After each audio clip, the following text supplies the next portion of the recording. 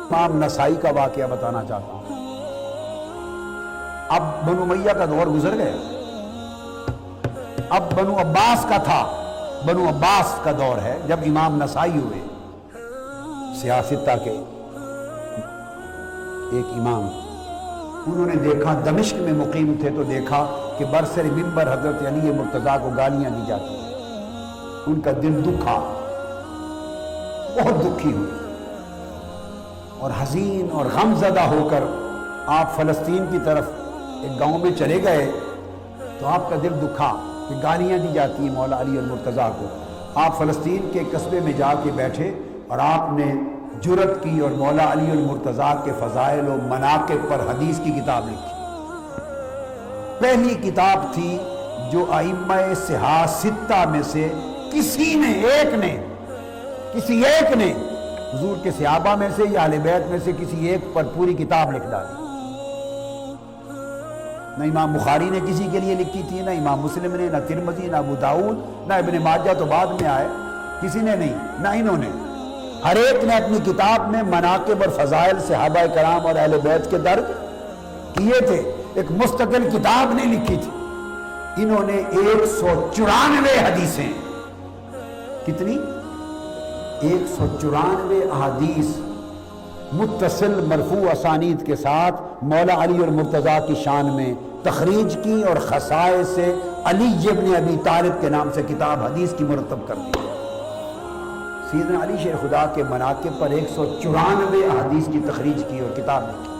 واپس آئے، ایسا غم تھا، غم و غصہ تھا، جوش تھا، رہا نہ گیا، واپس دمشق آئے اور منبر پہ کھڑے ہو کے آپ نے پھر اپنی پوری کتاب کی روایت کی۔ جمعہ منبر پہ کھڑے ہو کے روایت کی اور 194 احادیث مولا علی المرتضیٰ کی مناقب میں سند کے ساتھ سنائیں۔ وہ جو خارجی تھے، دور حالانکہ بنو عباس کا تھا، مگر دمشق میں اثرات اب تک پرانے بنو امیہ کے پیدا کردہ موجود تھے اور خوارج بھی مل جل گئے ہوئے تھے، ایک معجون بن گئی تھی، کیونکہ خارجیوں کو اناد تو دراصل مولا علی المرتضیٰ سے بن گیا تھا، چونکہ انہی کے ساتھ جنگیں ہوئی، انہوں نے ہی جنگیں کی اور ان کا مقاتلہ کیا اور خاتمہ کیا۔ اور آج تک خارجی کی علامت یہ ہے کہ اسے مولا علی المرتضیٰ کا نام سن کے قبض ہو جائے گی، اس کے چہرے پر انقباض ہو جائے گا۔ یہ خارجی عقیدہ ہے جو محبت اہل بیت سے کنارہ کشی کرتا، گریز کرتا ہے۔ آپ نے جب یہ کتاب کی روایت کی تو کھڑے ہو گئے بنو امیہ میں سے خوارج، انہوں نے کہا کہ اس طرح کی منقبتیں اور فضیلتیں اب حضرت امیر معاویہ کی شان میں بھی ہمیں سناؤ۔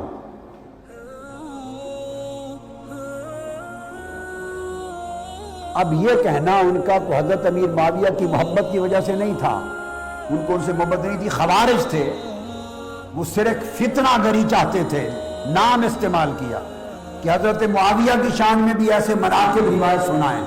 آپ نے جواب دیا ایسے مناقب و فضائل ان کی شان میں آقا علیہ السلام نے فرمایا ہی نہیں ہے، میں تمہیں کہاں سے سناؤں؟ وہ تو 1500 سال کے بعد ایک فرقہ پیدا ہوگا پاکستان میں، وہ تمہیں سنائے گا گھر کے۔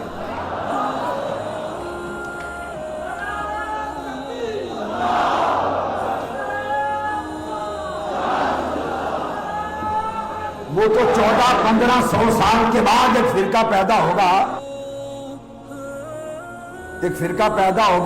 اور ان کے فرقے اور عقیدے کا مدار ہی سارا مناقب حضرت امیر معاویہ پر ہوگا، اور اس سے بڑھ کر کچھ ایسے لعین اور جہنمی پیدا ہوں گے کہ جن کے عقیدے کا انحصار مناقب یزید پر ہوگا، اور یزید کو امیر المومنین کہیں گے۔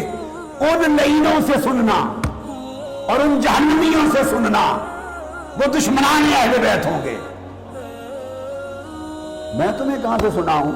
یہ جملہ میں نے کہہ دیا ہے، ایسے نہیں کہ امام نسائی نے یہ بات کہی تھی، مگر جو کہا ہے حق کہا ہے۔ یہ فرقہ آج پیدا ہوا تو امام نسائی نے جب یہ بات کہی تو خارجیوں نے دمشق کے اندر آپ پر حملہ کر دیا اور آپ کو مار مار کے اتنا زد و کوب کیا کہ شہید کر دیا۔ تو امام نسائی شہید حب علی ہوئے، اندازہ کر لیں۔ امام نسائی جب قریب وفات ہو گئے، اتنا زد و کوب ہوا، تو آپ نے تلامذہ کو کہا کہ اب میری روح پرواز کرنے کے قریب ہے، مجھے چارپائی پہ فوری مکہ لے چلو، حج اور صفا مروہ کے درمیان دفن کرنا۔ وہ فوری لے کے پہنچے، بس روح کو انتظار تھا اس مقام پر۔ صفا مروہ کے درمیان پہنچے، روح قفس انصری سے پرواز کر گئی، شہید ہوئے اور آپ وہاں دفن ہوئے۔ اب یہ واقعہ اگر آپ پوچھیں کہاں ہے، کوئی حوالہ دینے کی ضرورت نہیں ہے۔ اسماء اور رجال کی جو کتاب جس میں امام نسائی کا ذکر ہے، جو جی چاہے اٹھا کے دیکھ لیں، ہر کتاب میں ایک ہی واقعہ آئے گی۔ اس واقعے پر کوئی رد و قضا اور کوئی اختلاف و نزاع نہیں ہے۔ امام نسائی کے حالات میں، اسماء اور رجال میں اور ائمہ اور حدیث کے حوال میں جو کتاب ائمہ کی اٹھا کے دیکھ لیں، آپ کو ان کی وفات کا یہی سبب ملے گا۔ ایک حوالہ دینے کی بھی ضرور، ہر کتاب میں یہی ہے۔ یہ ماحول تھا، واقعہ تو ہو گیا ختم۔ اب میرے ذہن میں آیا کہ وہ صفا مروہ کے درمیان انہوں نے وصیت کیوں فرمائی کہ مجھے دفن کرنا؟ اب یہ تو کتابوں میں نہیں ہے۔ جب میں نے پڑھا تو ایک سوال ابھرا کہ صفا مروہ کے درمیان کیوں فرمایا؟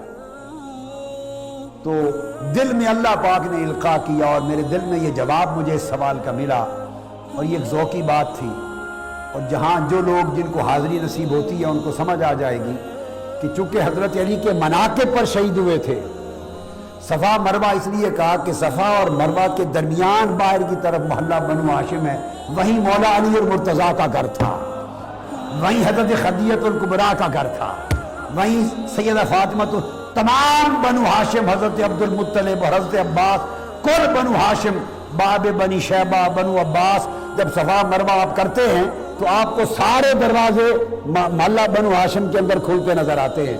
انہوں نے کہا کہ اس جگہ جا کے دفن کرو جہاں سے حضور کے اہل بیت اور بنو ہاشم اور علی کا آنا جانا تھا، جس زمین پر ان کے قدم لگتے تھے وہی قبر بن جائے۔